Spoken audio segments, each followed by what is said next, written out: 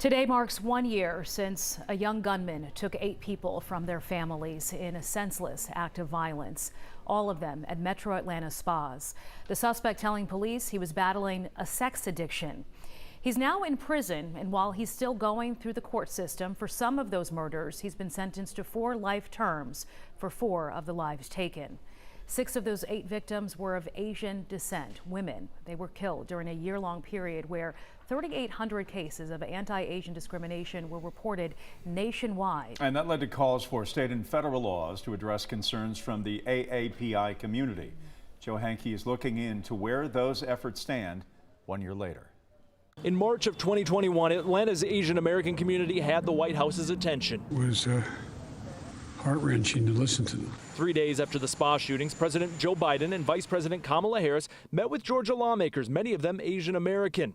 Those lawmakers discussed crimes against their community during the pandemic and the spa shootings. 2 months later, Biden signed the COVID-19 Hate Crimes Act. Congratulations, Georgia Senators Jon Ossoff and Raphael Warnock worked on the bill. Warnock made sure the names of the 8 people killed in the spa shootings were included in the legislation.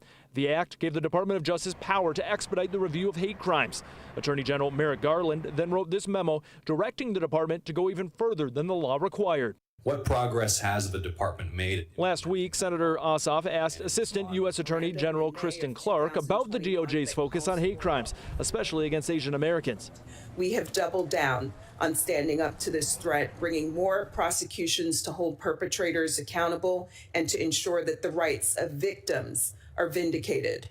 Clarke says the DOJ has increased resources, hate crimes investigations are now being fast-tracked, and language access is being prioritized, so victims are not discouraged from reporting a crime because of language barriers. There is still a great deal of fear, and that's certainly been my experience speaking to members of various parts of the community. State Representative Marvin Lim sat at the table during the Biden-Harris meeting. Last year, Lim and fellow Asian American lawmakers introduced bills calling for a language translation system within Georgia's 911 communication center and a 5-day waiting period when attempting to purchase a firearm. Lim proposed community policing and outreach training for local law enforcement addressing cultural and language barriers.